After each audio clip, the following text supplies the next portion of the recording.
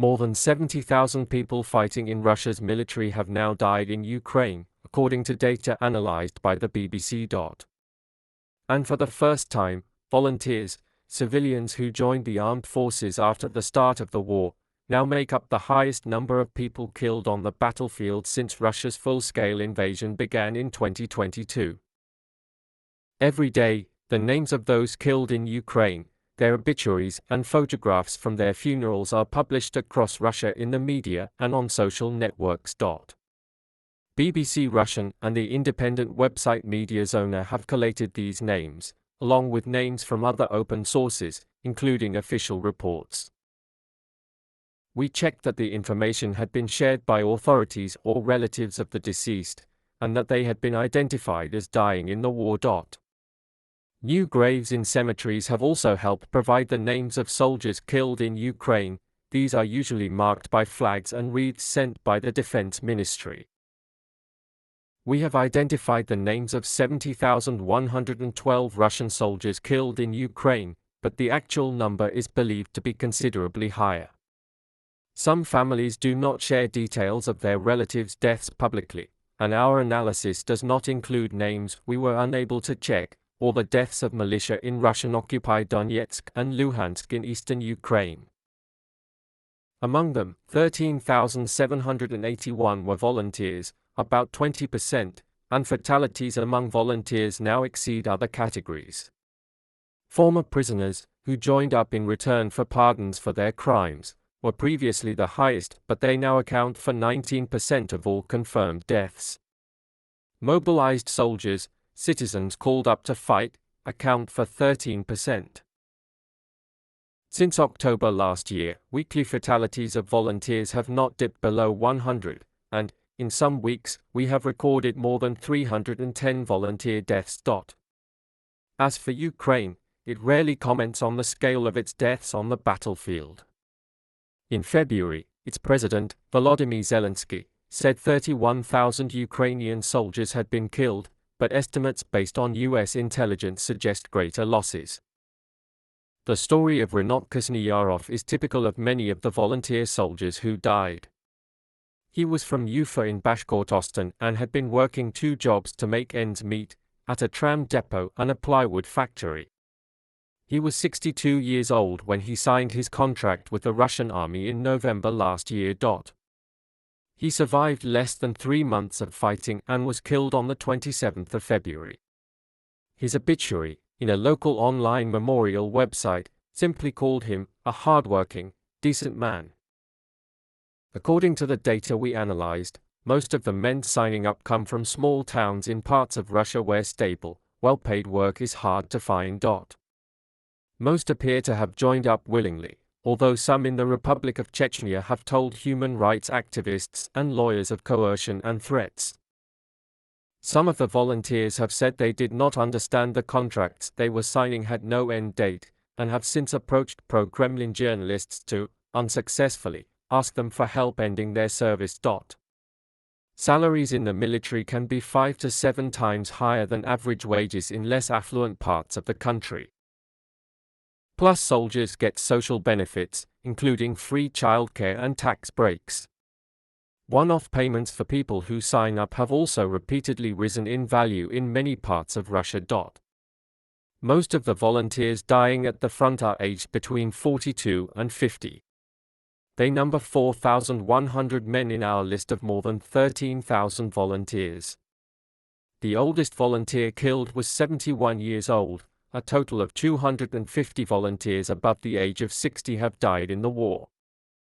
Soldiers have told the 24H that rising casualties among volunteers are, in part, down to their deployment to the most operationally challenging areas on the front line, notably in the Donetsk region in the east, where they form the backbone of reinforcements for depleted units, Russian soldiers told the BBC.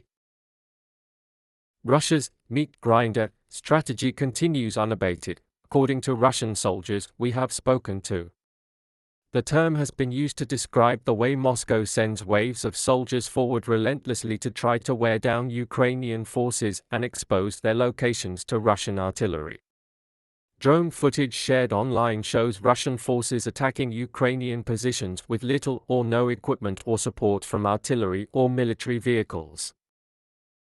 Sometimes, hundreds of men have been killed on a single day.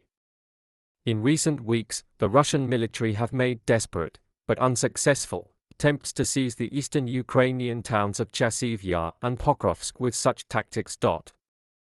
An official study by the Primary Military Medical Directorate of the Russian Defense Ministry says that 39% of soldiers' deaths are a result of limb injuries and that mortality rates would be significantly improved if first aid and subsequent medical care were better. Vacancy websites contact men who have debt and bailiff problems, and conduct recruitment campaigns in higher education establishments. Since 2022, convicted prisoners have also been encouraged to join up in return for their release, but now a new policy means people facing criminal prosecution can accept a deal to go to war instead of facing trial in court. In return, their cases are frozen and potentially dropped altogether. A small number of the volunteers killed have been from other countries. We have identified the names of 272 such men, many of whom were from Central Asia, 47 from Uzbekistan, 51 from Tajikistan, and 26 from Kyrgyzstan. Last year saw reports of Russia recruiting people in Cuba, Iraq, Yemen, and Serbia. Foreigners already living in Russia without valid work permits or visas who agree to work for the state are promised they will not be deported and are offered a simplified route to citizenship if they survive the war. Many have later complained that they did not understand the paperwork. As with Russian citizens, they have turned to the media for help. The governments of India and Nepal have called on Moscow to stop sending their citizens to Ukraine and repatriate the bodies of the dead. So far, the calls have not been acted upon. Many new recruits who have joined the military have criticized the training they have received. A man who signed a contract with the Russian army in November last year told the BBC he had been promised 2 weeks of training at a shooting range before deployment to the front. In reality, people were just thrown out onto the parade ground and dished out some gear, he said, adding the equipment was poorly made. We were loaded onto trains, then trucks, and sent to the front. About half of us were thrown into battle straight from the road. As a result, some people went from the recruitment office to the front line in just a week, he said. Samuel Cranny-Evans, an analyst at the Royal United Services Institute in the UK says, basic understanding of things like camouflage and concealment or how to move quietly at night, how to move without creating a profile for yourself during the day, should be taught as basic infantry skills. Another soldier also told the BBC that equipment is a problem, saying it varies, but most often it's some random set of uniforms. Standard boots that wear out within a day, and a kit bag with a label showing it was made in the mid-20th century. A random bulletproof vest and a cheap helmet. It's impossible to fight in this. If you want to survive, you have to buy your own equipment.